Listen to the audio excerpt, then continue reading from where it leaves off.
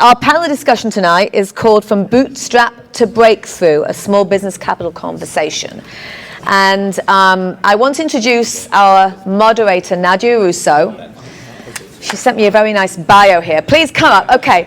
Nadya is founder and CEO of Alter New Media, a global marketing PR agency, that she bootstrapped to over 2.5 million in revenue, serving more than 1,000 clients to date. So congratulations on that, Nadya. I also happen to know that she's an amazing moderator, and she's going to actually announce our 4 panelists tonight. Hopefully you have all that information to hand. Okay, so give Nadya a round of applause, everybody, and Nadya will then take it from here. Thank you. Hey guys, so I know this has been a little janky, so hopefully it will not give out on me. Okay, perfect. Yeah, they'll need one too. So before I introduce my fabulous panelists, I just quick intake on where everyone's at in the room, because we've had a lot of great conversations so far around investing and all the things. So how many of you guys are bootstrapping right now?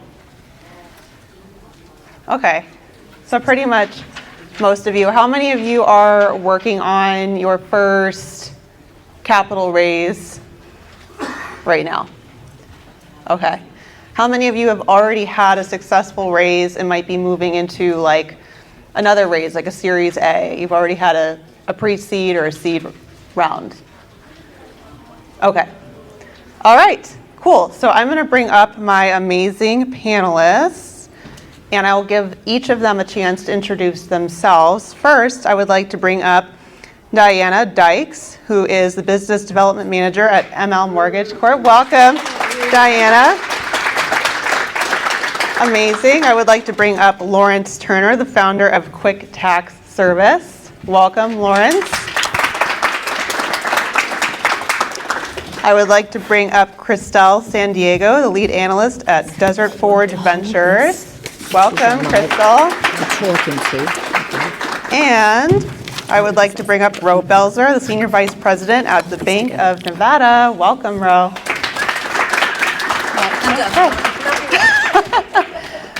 Okay, so we have a lot to unpack here. So Lori mentioned that I had bootstrapped my business, and so I think we all know what bootstrapping looks like. It is not for the faint of heart, but at the same time, I think it's pretty necessary first step in your business journey. As we heard earlier, you can't just like show up at an investor's door or even a bank's door and just expect people to hand you a check just because you're breathing and you have an idea. Like, you have to go through it, right? So I'm going to get into some individual questions, but before I do, I would like to give my panelists an opportunity to get into each of their backgrounds and what they're most excited for in this conversation. So Diana, we'll start with you. Hi, how's everybody? Hey. Woo!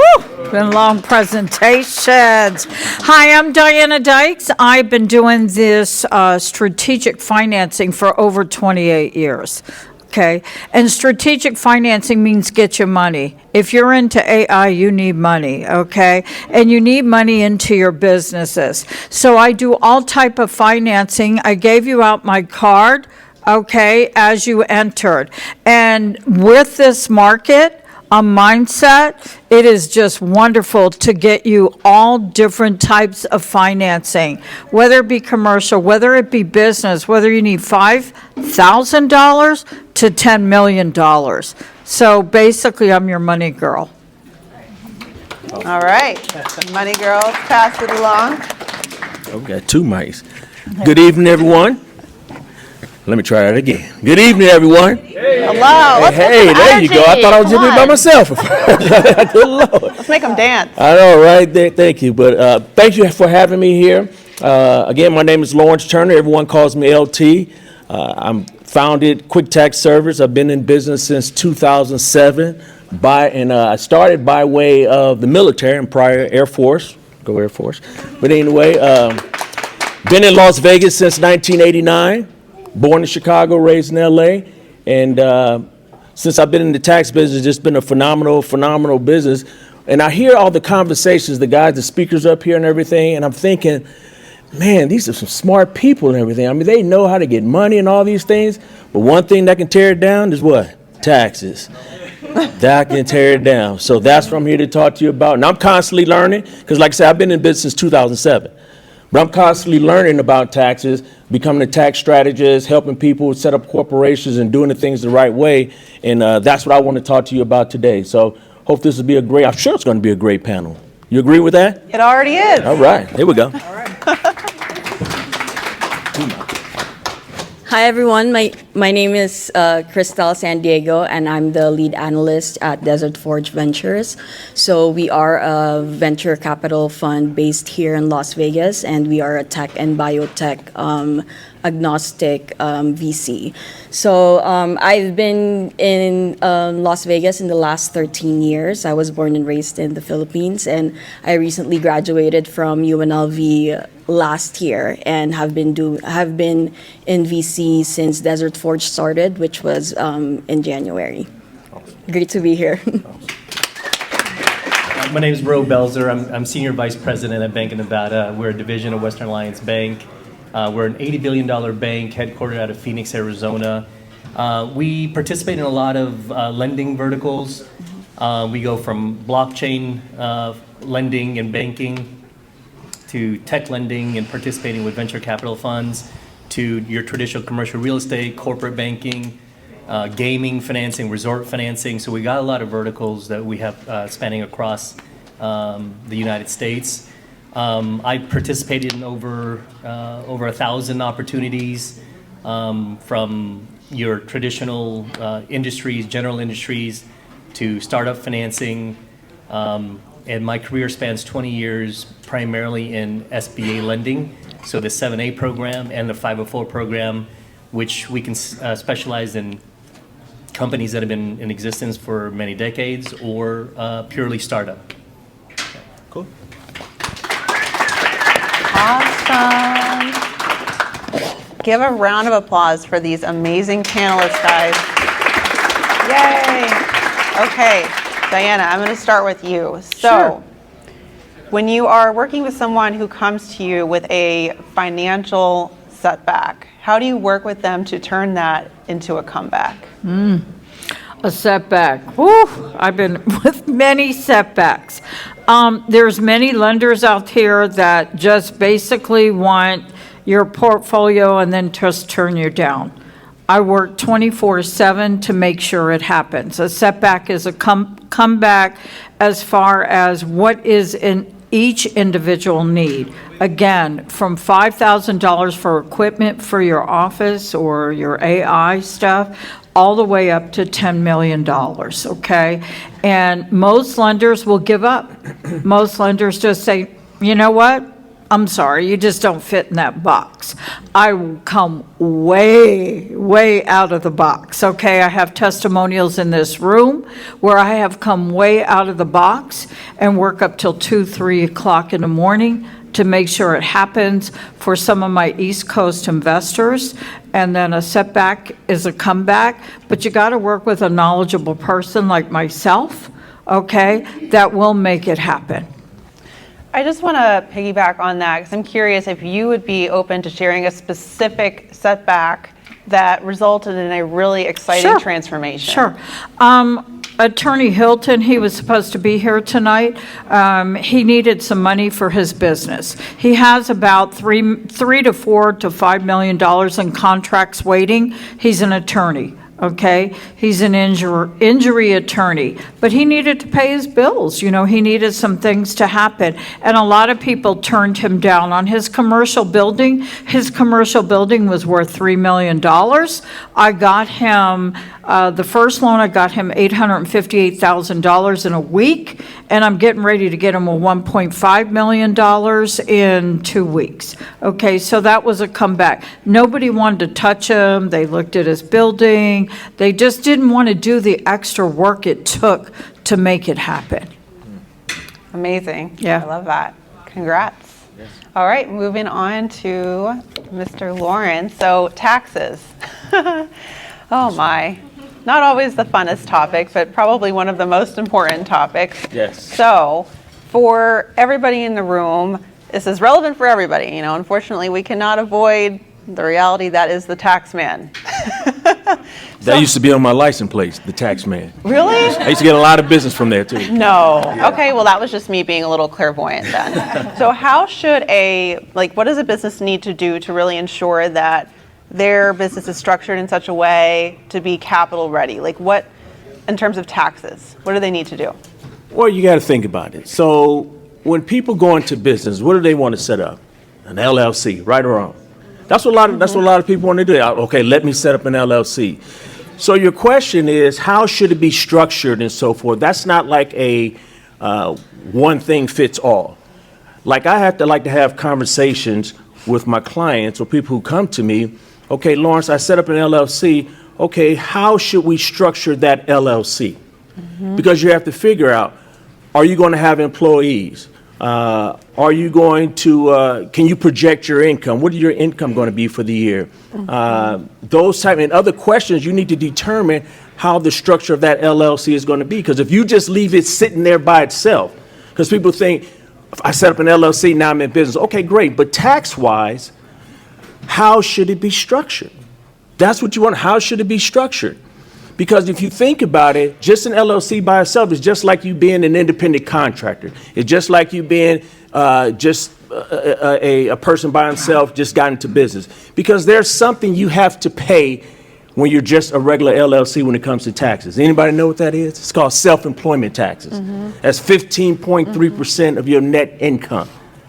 So if your LLC is not structured properly, that can be other income or other monies that you have to pay outside of federal taxes. I had a client that came to me, just to give an example, if you don't mind. Of course. I had a client that was referred to me. They had just set up their LLC. They had a contract that was coming in, $250,000. So they came to me because they said, well, how can I save in taxes, or what can I do different so I don't pay all these taxes? Well, who set up your LLC, first of all? Did they give you any other ideas on what you can do with that LLC to help you save money? No, they just told me to set up. Matter of fact, I set it up myself on, what's it called? LegalZoom? Yeah, I just said, okay, good for you. But here's what needs to happen. If you're projected to have this income, think about this. You had $250,000 coming in that you got a contract for. You got your expenses and so forth. Let's just say you net profit of $100,000. The first year, you're going to owe $15,300 in self-employment taxes. That could have been avoided if you would have structured your LLC the proper way. See, everything matters. That's why I like having conversations with my client. It all matters because everybody's not the same. Do you have a partner? Like I said, are you going to have wages? Are you going to have employees? Is it just you by yourself? Do you have projections on income? Just having an LLC is not going to structure it the proper way. You have to understand there's ways to identify your LLC with the IRS in order to help you save money, be ready for finances and things that the people that are fundings and giving fundings away. You have to be prepared for all those things. So it's good to have conversations with the person that helped you set up the LLC to make sure it's structured right so you're prepared from day one, because day 365, fourth year, third year, fifth year, whatever the case may be, the IRS could be like, let's take a look at your books. Let's see what's really going on. How much money you owe us? And that's when I get a lot of people. When they owe the IRS a lot of money, that's when they come to me. Tax solver. So I hope that answers your question. Yeah, that's great. Did that answer? Do people feel clarified in this area right now? Hey, don't be nervous. You know, the tax. I apologize. Yeah, I apologize. no, please. Don't be nervous. You know, a lot of people tell me, you know, they're scared of the IRS and everything. Don't worry about that stuff. If you avoid the IRS, that's when you should be scared. If you're talking with them, you have someone talking with them, you'll be fine. People always tell me, I don't want to talk to them because I don't want to go to jail. You're not going to jail. I'll just tell you. Right. It'll be okay. Right. So I'm just curious, how many people, if any, relocated to the state of Nevada from another high tax state for the purpose of saving money? I'm one of them. State taxes. Yep. California transplant right here. Don't be mean to me, please. I just have a quick follow-up question, just because there's been a lot of conversation around venture capital. We're actually about to talk about that, and it's a common understanding that when you form your business entity, if you're planning on raising venture, that you should be forming as a Delaware company versus, say, Nevada? What are your thoughts on that from a tax perspective? Well, it's still, your whole thing is you want to avoid the state taxes. That's what you're trying to do. But Delaware, Nevada, and other states, they have secrecy and anonymity. So those are great places. I set up Delaware companies. Just depends on what a client, because a lot of my clients come in, they may have talked to someone else and say, hey, I've been successful with my Delaware LLC. Okay, let's set up a Delaware LLC or something else. It's just a matter of preference. You still get the same tax treatment as far as that point, wherever you set it at. But be careful where you set your LLC up, because like California is crazy. They're really crazy out there. But as far as that, Delaware, Nevada, other states that have very minimal fees and taxes, you'll be fine with that. Gotcha. Thank you for that. Yep. All right, Ms. Christel. Hello. Hi. So, congrats again on the new role Thank you. the company. So, quick question. I know it's something that's swirling around in people's heads a lot. When should startups start thinking about going the VC route, and when should they not? So raising venture capital is typically not the starting point, right? So usually when you start thinking about raising venture capital, you're using that as a scaling tool. So the perfect time for you to start thinking about raising venture capital money is after you've validated that your business is solving a real problem and that there's momentum behind it.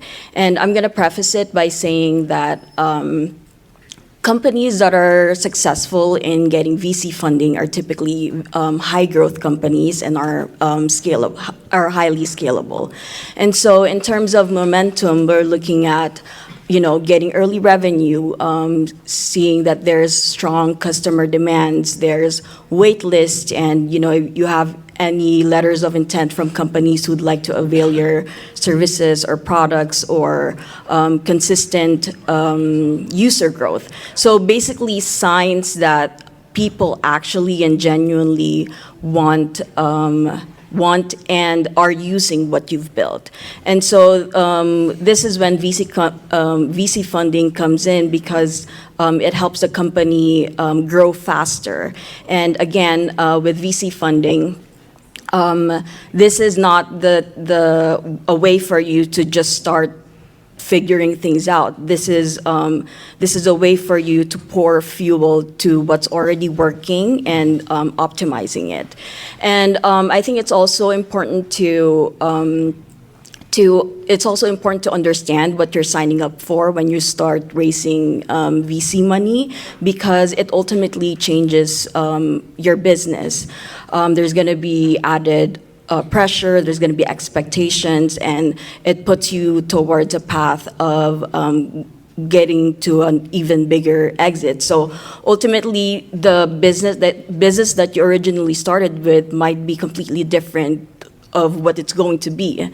And besides that, if you're clear on the problem that you're solving, if you're confident on the business model that you have, you're ready to build something big and scalable, and you're willing to give up ownership and in some cases control, then that's when it's time to have those conversations with VCs. But until then, bootstrapping or getting loans or grants or even raising friends and family rounds, oftentimes those are more aligned, and those are a great way to build leverage for when you're ready for venture capital.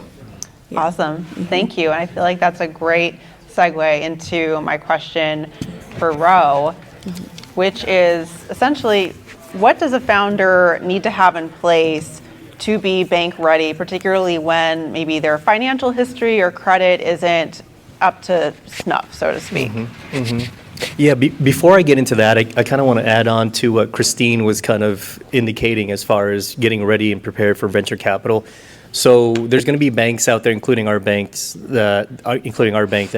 that does provide debt financing on the tech lending side. But you kind of have to be on the level that Christine was kind of alluding to, in that you got to have a high growth company that's kind of proven and scalable, and that has a really large addressable market out there. And so if the VCs are in, then generally the bank that is conducting that tech lending side of things, generally they would be in as well. So, when you go into a bank and you want debt financing and kind of rather than opting for purely VC financing or VC funding, I should say, you kind of want to avoid obviously the dilution. That's why you want to go to debt financing. But in order to qualify for that, I think you really have to have a really good partnership with the VC, and then the bank would kind of structure our covenants around that, around the agreement that you have with the VC. And for example, if you're asking the bank for $50 million, we'd want to make sure that we have capital controls or covenants around that, kind of making sure that that liquidity doesn't go below a certain level. Otherwise, the VC would need to come in and put in more money into the company. So we kind of monitor that on the balance sheet of the company, and there's kind of triggers in there that if you fall below a certain level, then we kind of have to get back to the table and kind of discuss what's happening with the company. So VC funding and tech funding from the bank's perspective may not apply to everyone in this room, but what would apply is maybe perhaps traditional bank funding through SBA financing, and I think there's another we can talk about SBA financing a little bit later on. But to get back to your question, to prepare for traditional bank financing, when I first started lending 20 years ago, we weren't really trained. There was no official formal training. It was kind of trial by fire, but they would always give us 5 guiding principles every time we get into an opportunity, is what we call it. And it's really the 5 principles are the 5 C's of credit, right? And every time we got into a deal, we have to remember the 5 C's of credit. So that's number 1, and probably the most important, and I want to highlight this, is character. I mean, does the bank really trust you? Because we're just not a bank or a lender. We're a partner, and we're an investor in your company. So you got to really demonstrate really good character. That's number 1 most important thing. I'll give you a quick example. I don't want to take up too much time. I'll give you a really good example. We had an opportunity to bank the best truck stop company franchise in the U.S. They were making almost close to $1 billion in revenue. EBITDA cash flow was around $300 million a year. They were winning awards for their particular franchise. It's Travel Centers of America. But there was something in their background check that popped up where they weren't convicted, but they did have some sort of criminal activity, not just once, but multiple times. 95% of the deal was perfect. This is a deal that we wanted to do. But because of that character flaws, even though they weren't convicted, they were just kind of involved in that. How could you be that close to be involved in something like that, to be allegedly doing something criminal? So we passed on the deal. It would have been one of our biggest fee income generating clients in the bank's history, but we passed. So that just kind of shows that if you have bankruptcies, things that are on your background, you got to clean that up. Or you got to make sure that you're prepared to explain why that actually occurred. Otherwise, we just don't want to be partners, unfortunately. And I think a lot of banks it's just a reputational thing. And I think there's a lot of other clients that are very clean and has done things the right way. And those are the clients that we don't want to miss on. And I think they're much more deserving than somebody that's kind of participating in nefarious things that that shouldn't have.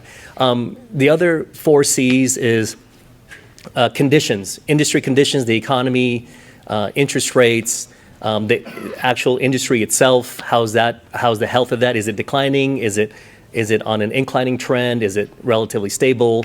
So we look at industry. We look at capacity, and maybe some of the companies here, they're They're kind of in a startup phase, but capacity is really kind of from a cash flow perspective. Capacity equals cash flow. Do you have cash flow? And it's okay if you don't, as long as we understand your business model. And if we feel like, again, kind of what John Emmons was kind of alluding to is what is the addressable market? I mean, what does your business plan look like? I mean, who's the management team? So we kind of look at those kind of elements and metrics to determine if this is going to be a viable company. The other two is collateral. So when you're going for an SBA loan in particular, SBA generally doesn't require collateral to allow us to proceed with financing a company, but we will take all available collateral, and that's baked in the standard operating procedures from the SBA. So there's nothing getting around that. So if you have a home or equipment or anything like that, we got to take it as collateral because we are using taxpayer money to finance and fund your company. And then the last thing is, gosh, I talk too much. What is the last C? Collateral. Capital. Yep, you got to have skin in the game. You know, it's not going to be 100% financing. Those days are gone. Remember 2001, 2, 3, 4, 5, 6? Yeah, that was a disaster, absolute disaster. So you got to have capital. So you got to have skin in the game. So if a project is going to cost, say, $1 million, $2 million, $3 million, you've got to put in, from the SBA perspective, at least 10% down.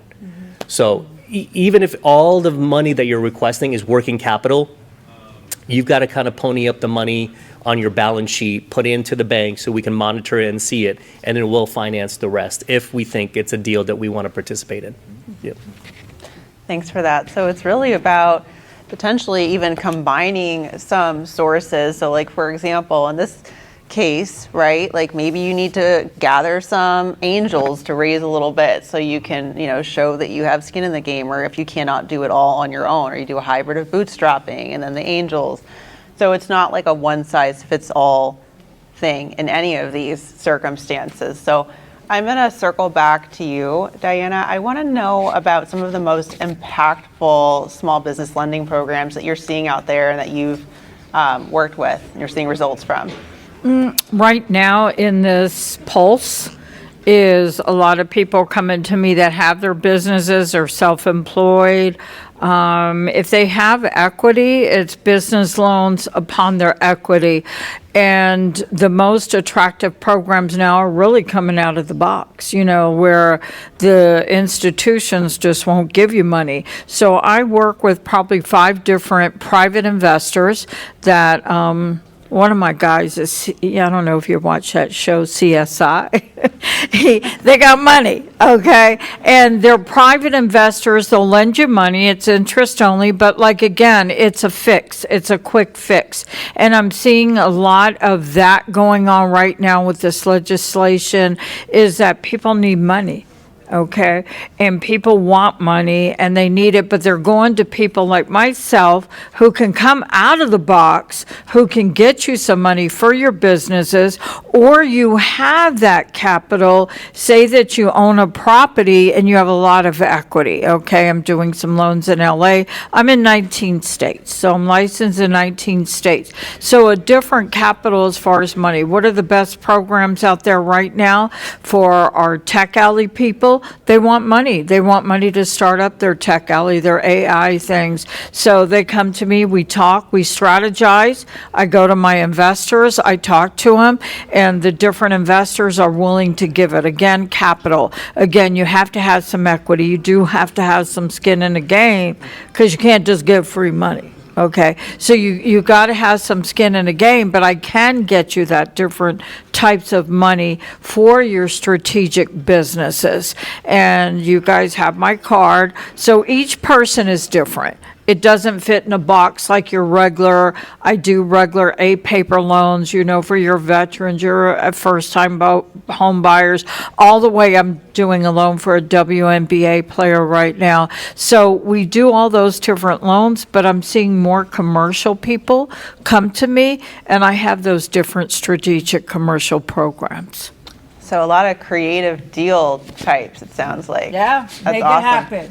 I love that. I love that. Let's make it happen. All right, Lauren. So when businesses are growing and scaling, what steps should they be taking to ensure that they are remaining compliant with the IRS, with all the things, payroll, taxes, all of it? Oh, yes. One thing, you grow your business, you work hard, and you make it successful. And like I said earlier when I first spoke, is it could be torn down just by not doing the things necessary to be compliant. Things like, documentation. Everything that you do, you want to document. You want to have a bookkeeper. Like what he talked about, what Roe talked about, they want to see, you have assets, right? You have to show a balance sheet. There's people that are in business right now, and they're basing their success of their business on how much money they got in their checking account.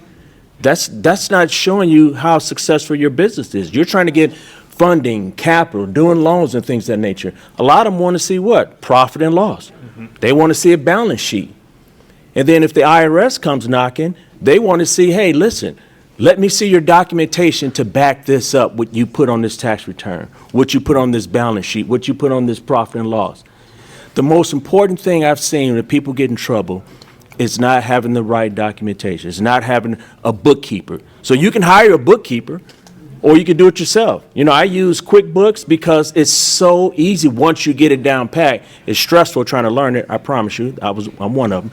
But now that I got it down pat, it's so much easier to track your business and stay compliant. That's the key thing. Just think about it. Your business is doing well. You don't have to worry about the IRS. So when you get a letter that's registered mail and it's from the IRS, a lot of people sometimes do? They don't go pick it up because they don't want to know what it is. They don't. Because that's telling you that you're not doing something right. See, I used to be back that way years ago when I got something from the IRS. I was nervous. But now I love getting things from the IRS because I know how to deal with it. I'm staying compliant in my business. And you should do the same things too. Success is not only being successful in your business, you have to be successful on the administrative part, on the tax part. So doing the right things, documentation, making sure you have books so people can see if you want to be an investor wants to look at your business, they want to see, hey, let me see your profit and loss. Let me see your balance sheet. Let me see where you're at. And then I can find out if I want to invest in your company. Those things are so important, and it can be done. Just take the time and get that done, and you can worry about building your business, becoming a success with those things. Have someone who's an expert at doing the things as far as taxes, bookkeeping, balance sheet, profit and loss. Pay them. Let them handle that. You handle your part, and you'll be fine.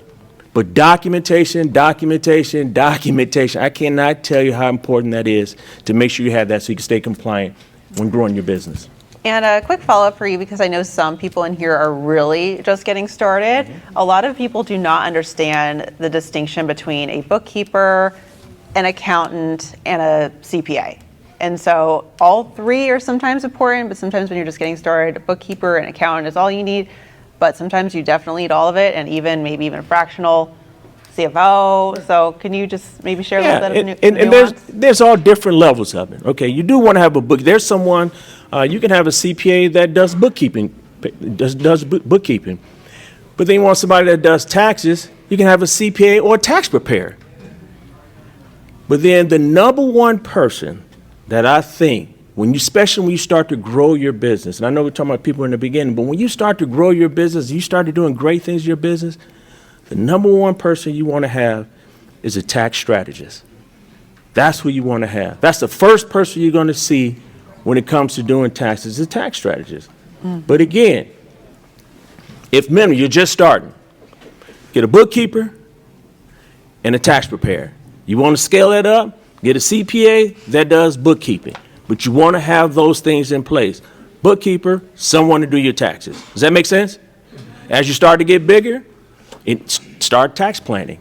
That's what you want to do, because that's the best thing since sliced bread, I guess. The tax plan. That's what I am. I want to add something. I've done business with LT, but with the new legislation, things are really backed up. When he says tax strategist, you need a tax strategist. A lot of people are going to these people that just do their tax returns, and they come to me and they want a loan, and their taxes are messed up. They are not professional tax strategists. There's a difference between a tax strategist for a person that does taxes. You can get your license and just do tax. H&R Block, for example, has messed up many of my clients. Okay, I'm like, why would you go to H&R? But, I'm not going to down H&R Block. But a tax strategist is where you really need to be if you want to bring your business to the next level. Now, the programs that I have, you don't have to show me tax returns, but there are some different programs where you do have to show tax returns. So some AI and different investments, I don't need your tax returns. I just need capital. Thanks for that. That's pretty good. Awesome. Obviously, she's a client of mine, but go ahead. Love it. Thank you. Appreciate it. Okay, that answer your question? Oh, absolutely. Great. All right, Christel. So, for founders who are considering venture capital and they come to you and you discover I don't know if this is the right fit for you, how do you guide them to other alternatives, or what is really a good sign for someone that maybe VC is just not the way to go, if not now, maybe not ever? Whatever. Yeah, so like everything else, VC is not for everyone. So if I am the founder, I'd probably be asking myself a few questions. And the first one would be, is my business scalable? So does the business model that I have support rapid growth? Because essentially VC funds want to see that your revenue grows in a much faster pace than your costs. And then the second question would be, am I serving a large market? So Roe was talking about earlier about the total addressable market. So if you have more than $1 billion of a total addressable market, then that's probably a good sign that you're a good fit for VC. But with VC funds want to invest in companies that are going to 10x their return. They want to invest in companies that are going to be worth $100 million or more. And another question that I would be asking myself would be, do I want the pressure and expectations that comes with raising VC? Because essentially once you start raising VC money, that commits you on a path for rapid growth, and that's not always aligned with what with the life and the business that a founder would like to have. And so if your answer to those three questions is yes, then maybe VC would be a good fit for you. But if not, and you still have an amazing, thriving business that's maybe more niche or more niche, profitable, slow growth, then there are other funding options out there that would be a better fit for you than venture capital. Awesome. Thank you. Thank you. And Ro, we were talking about this earlier with SBA loans, but I don't know that everyone really fully understands what they are. So if you could explain what exactly SBA loans are and whether or not, when would a emerging company, like a growth-driven company, how would they know if an SBA loan is a good fit for them? Yeah, and just to give you a little brief history of the SBA, so the SBA was formed under the Eisenhower administration in 1953, and it was just trying to give small business owners a lot more access to capital. It wasn't really proportioned at that time. Only the bigger, more established companies were getting access to capital, and so the Eisenhower administration actually started with the Roosevelt administration, but kind of got formalized with Eisenhower, where they formed the Small Business Administration, where now small business owners were allocated a certain percentage of government contracts, and they also formed a government guarantee program, which is now today called the SBA 7A program, and which further evolved into the SBA 504 program, which is primarily for property, plant, and equipment, like real estate and heavy equipment. And so, SBA financing is generally not for everybody, although it addresses a really large market of borrowers. But I believe, in my opinion, just from the tech lending space, I think the hierarchy of capital requests probably would start with family and friends, angel financing, or your own kind of capital raises. If you don't qualify for seed financing, then probably come to the bank and SBA. But you really need to have capital stacked on your balance sheet. If you have an idea and you're starting to develop it, I don't know if the bank would be really excited to kind of jump into that investment with you, because the development cost and the development time frame is going to take some time. And the bank really, because we're going to test these covenants, right? Every year we test the cash flow, we may test the liquidity. So we're testing this to ensure that you guys are on the right track. So it's probably best to raise capital outside of the bank first, have your development almost built out, and maybe even have some clients. And then when you're ready to start scaling and you don't want to dilute your ownership, I think SBA financing might be a really good financing tool for you. SBA financing, particularly the 7A program, can finance working capital, it can finance equipment, it can finance buildings, inventory, it can finance anything business related, if you will. The terms are really favorable. You can go up to 10 years in repaying back that loan. The loan amount can go all the way up to $5 million. It can be purely working capital if you want. If it's cash to pay developers, then that's what it is. And so the interest rates are not going to be usury rates. The SBA caps interest rates at prime plus 275. Prime today is 7.5%. And then we just add a margin as high as 275. So we can't, from a regulatory perspective, we can't increase that more than 275. We'd like the Federal Reserve Chairman Powell to reduce rates, but he's not doing it. He's not budging. I don't know what to say. So I don't think Trump has anything to say either about that. But rates are still elevated, and so you got to kind of consider that in your budget as well.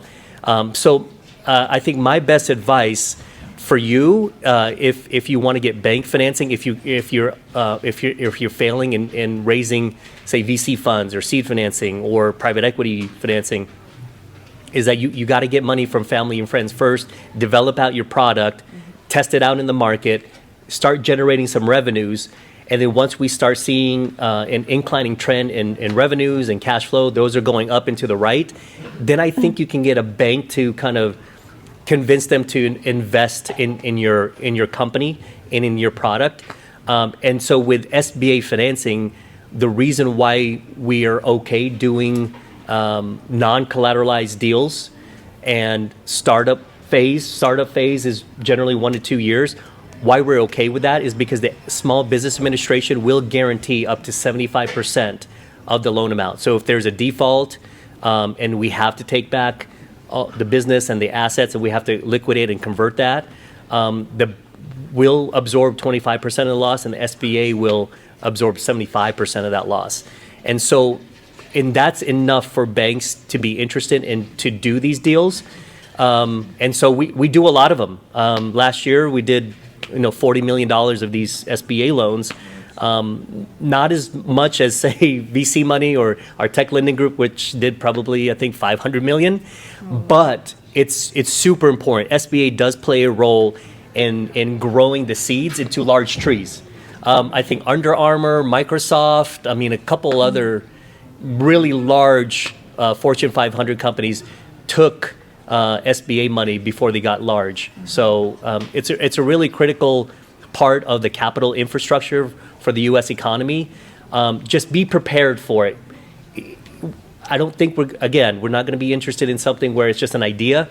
You've got to put a little bit of your own skin in the game first, and then if things are moving up and to the right, I think we can try to find a way to find you a financing solution so you're not diluting all your ownership. Awesome. Thank you. So we are just about to wrap. Are we going to have time for Q&A? Okay, perfect. I just wanted to briefly share another funding solution that has not been discussed on this stage. Having consulted for crowdfunding platforms like Start Engine and another one called Cineblock, which is more focused on film financing, if you are not able to go the friends and family route, which many of us cannot, like my mom laughed me out, you want what? Not happening. So you can go the crowdfunding route. It's a great way to validate your product and to raise early money before you head into the angel route or the VC route or other avenues. So don't discount the CF route. All right, with that being said, big round of applause for all the panelists, and then we're going to get into questions. We have a question from our hostess. Hi, so it's a question for Roe. Right up the street.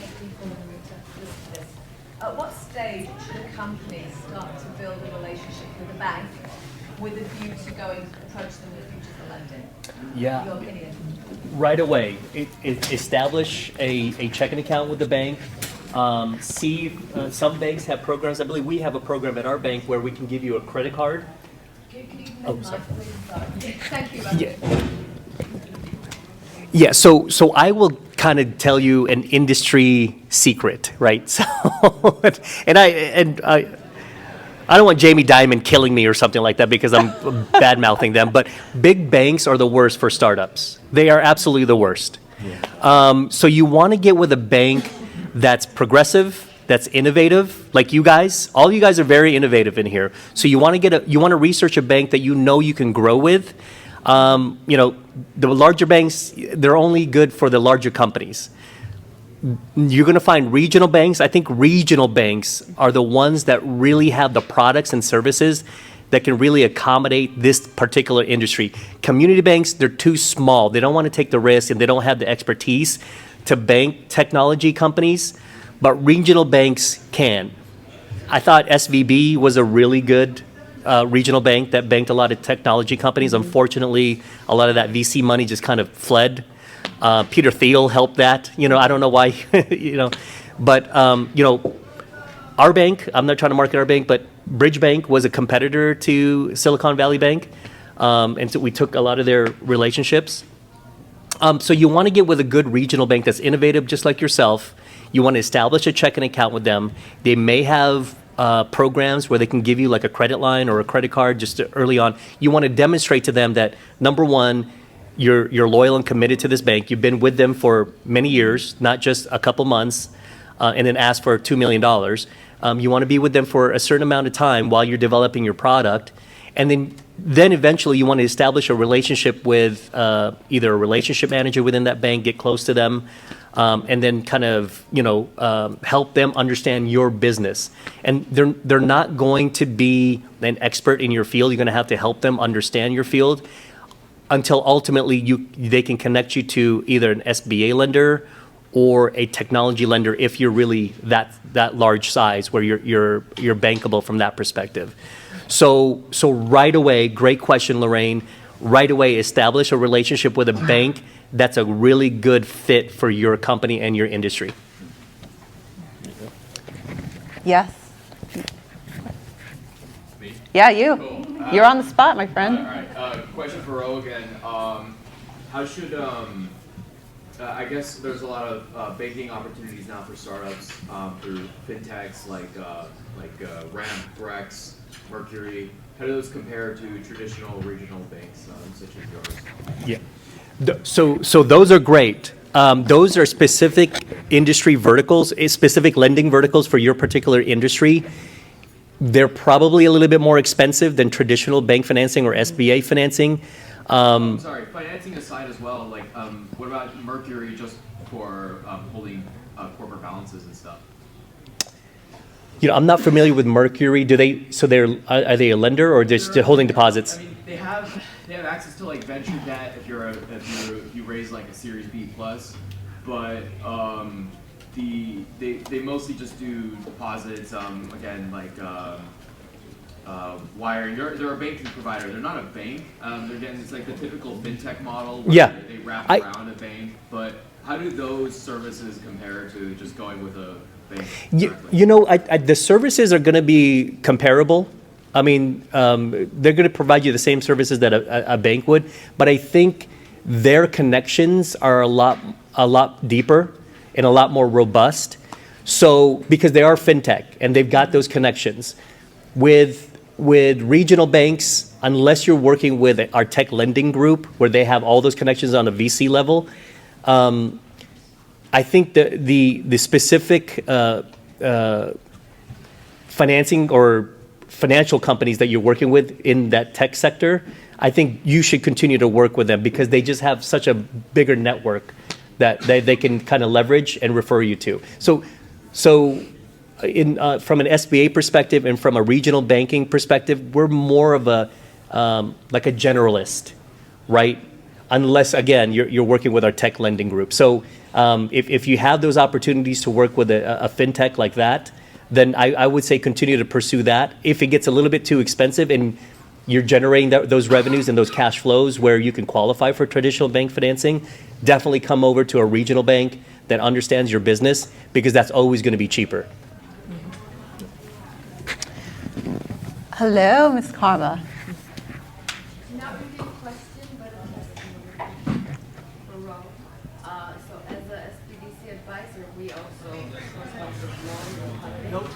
And Bank of Nevada has been the only one that we could really get some help these days. And that one $10,000 credit card is something that I always refer my clients who are just now starting a business. And that really helps because if they can't hire, like they need to hire employees or they need to do something, sometimes they can't do it. And $10,000 credit card, they can build AI automations and actually just, solve that problem. Also, you have another product, line of credit, that when we can't get any loans for anyone, that line of credit works for so many businesses. So thank you for that. Awesome. Thank you. That's awesome. Yes. Yes, over here. Hi. You. I don't see anyone else behind you. Can you get self-funding against your IRA? I can't hear. What was the question? Can you get self-funding against your IRA, I think? is what the question- Self-lending. A loan. If you have capital, there's all kinds of different things we can get, okay? Self-lending on your IRA is, we could talk. Yeah, we could talk. Yes, you can. Good question. I just kind of want to add to that. So so number one, depending on who your asset manager is, if it's Schwab or Fidelity, I believe they can lend against a certain advance against the market value of your IRA. Yep. And then also, there's a company that I've used in the past called Guidant Financial. Guidant Financial is kind of a custodian that allows you to take money out of your IRA tax-free. I think you're aware of this. Self-directing, yes. Yeah. You want to speak to that? Yeah, you go there. Go ahead. Yeah, absolutely. People who use their IRA, set it up as a self-directing IRA. You can have access to that IRA and use it to invest in whatever you need to invest in. A lot of my clients use it for real estate purchases and so forth. So you do have access if you set it up the correct way. And again, make sure you set it up the correct way. Yeah. Keywords. Do we have time for maybe one more question? Sure. Okay. We have time for one or two more questions. We have some great minds up here on the stage. Yep.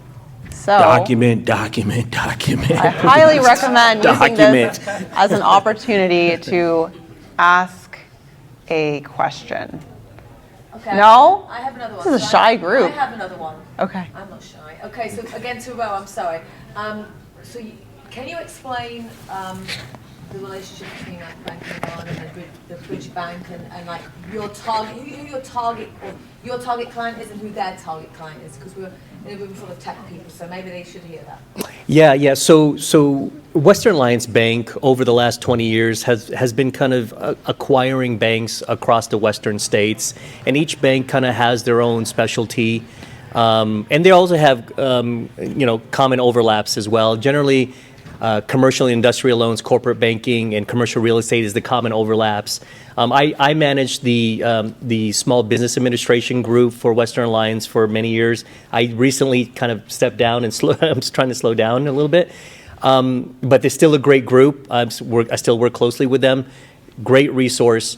The other divisions like Bridge Bank was specifically in Silicon Valley that emerged from there, and they were formed specifically to address the need for the tech lending community. Silicon Valley Bank was kind of like the 800-pound gorilla in the room over there. And they thought that there was a lot more market share, and not every client was being served.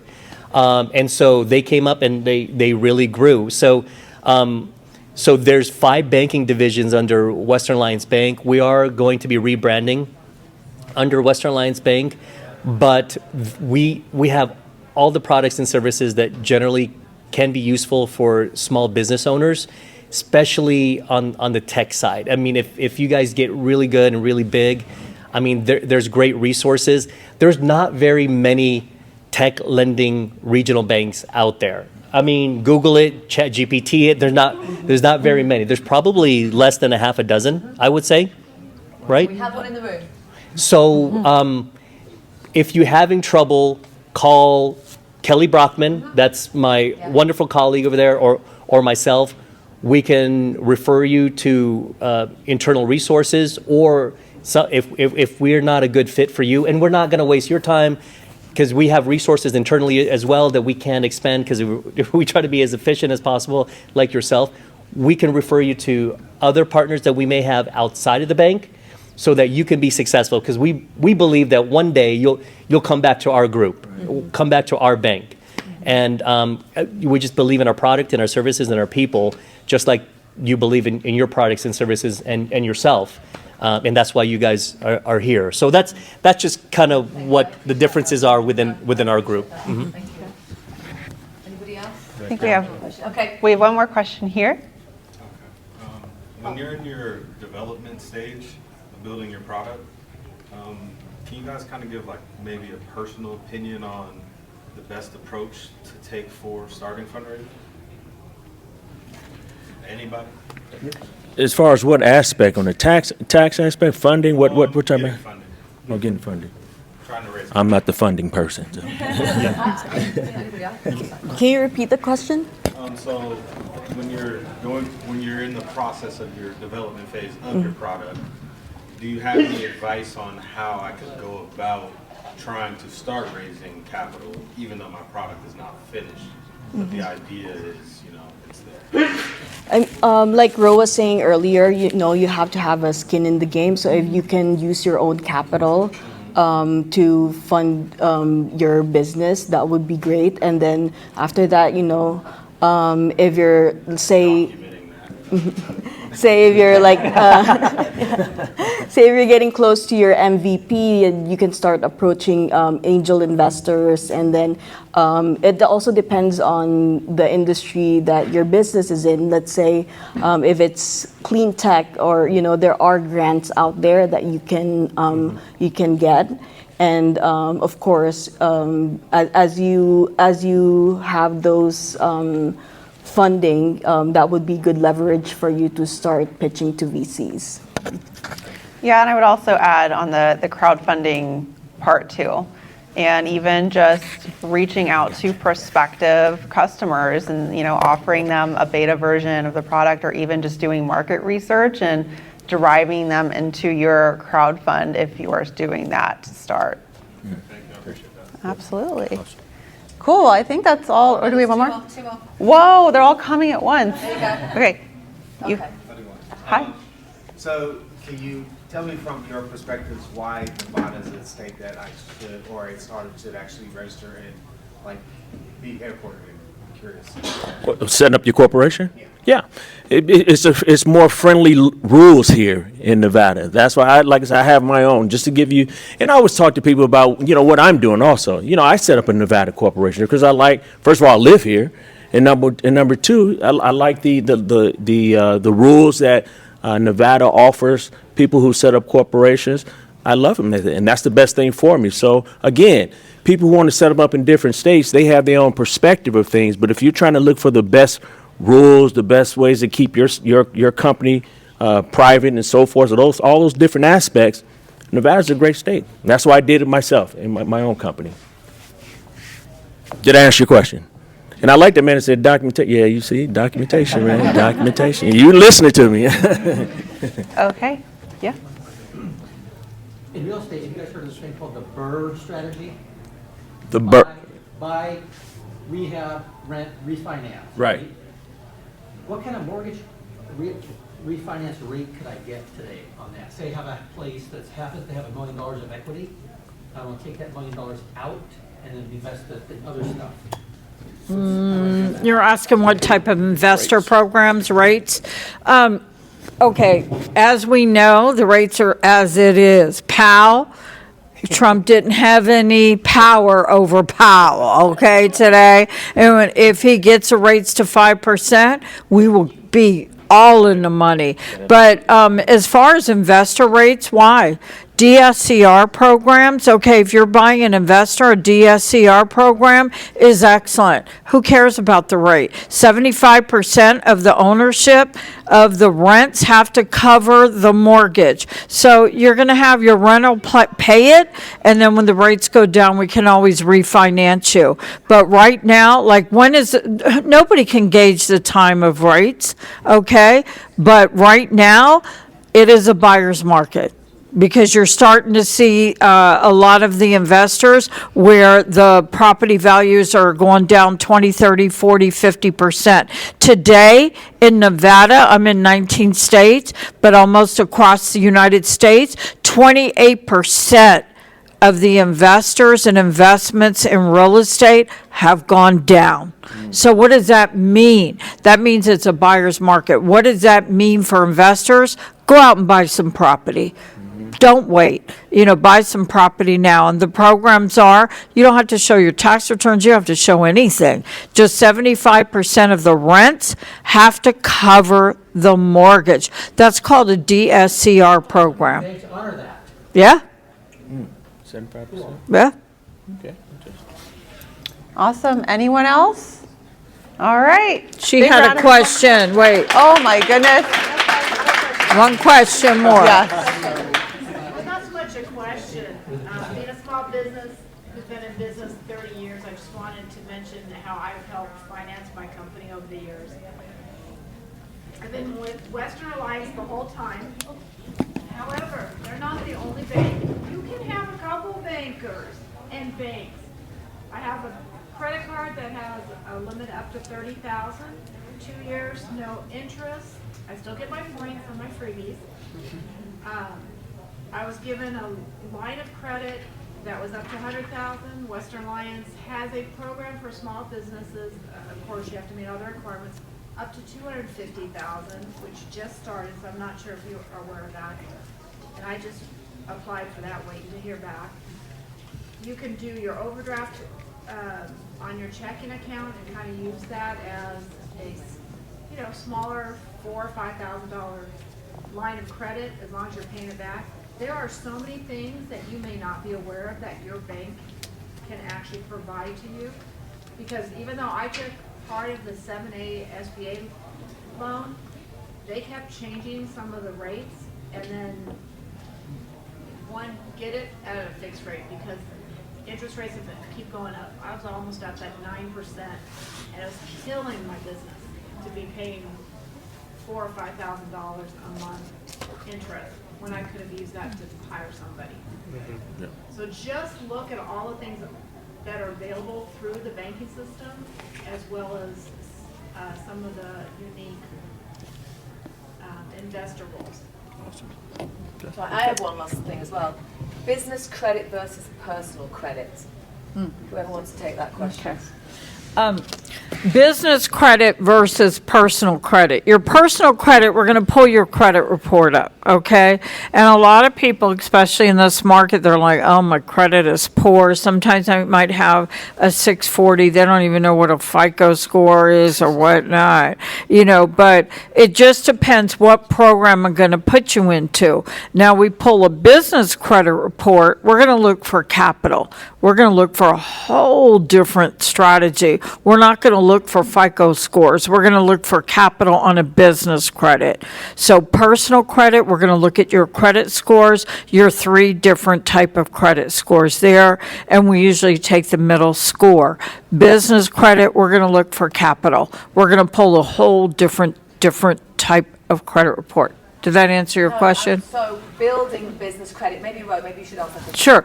Building business credit, okay, your capital, okay. It just depends. It's like a puzzle, what you want. Everybody is different. So it's going to depend what you want. Do you want a $5,000 equipment loan? Or do you want a $10 million business loan?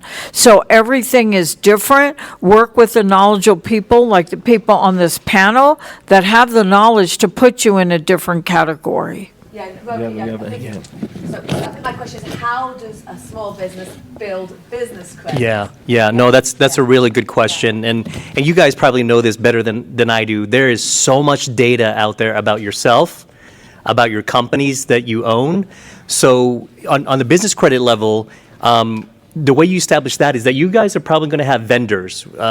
If you have an office space, you're going to have a trash vendor or electricity or utility vendor. Make sure you pay those on time because they are monitored through our Experian. We go through Experian business credit review. We go through a background check as well. But specifically on the business credit, any vendor that you engage with and that you have a contract with, if you go past due, we're going to see that. If you don't pay that and they file a lien against your business and your EIN, they're gonna slap that lien. We're gonna see that. And so we just don't consider personal credit reports anymore because there's so much usable data out there that can be aggregated and competently reviewed and looked at. Make sure you pay all your bills, and if you're not, and we find it, make sure you have a really good explanation. That's somebody else's bill. That's not mine. That's somebody stole my identity. You got to be transparent up front because banks are going to be a lot more conservative than VC funds or angel investors. So because we're dealing with depositors' money and we got the regulatory thumb on us all the time. So look at that. You can't have sloppy credit reports. You got to clean that up before you get into any sort of bank request or bank financing request. And you can do that. There's a lot of agencies out there that can help you if there's any sort of dispute or anything like that. Go to the credit reporting agency and just get that wiped out or cleaned somehow. Just because if your cash flow is good and your collateral is good, but you have a lot of lates and collections on and liens. Like federal estate tax liens on your personal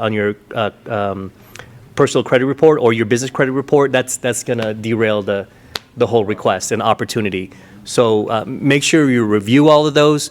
Anytime you engage in a contract where you owe somebody money and you don't, that's going to be a problem for the bank because it kind of demonstrates, going back to the character issue, that's going to demonstrate that if you can't pay a $100 trash bill, how are you going to pay $1 million loan? That's unsecured. So, yeah. That's interesting. Yeah. Okay. That's great. All right. I want to take an opportunity to thank Nadya for hosting, moderating. Awesome. Thank you, Dikes. Thank you, Mark Turner. Christel San Diego, I love your name, by the way. Thank you.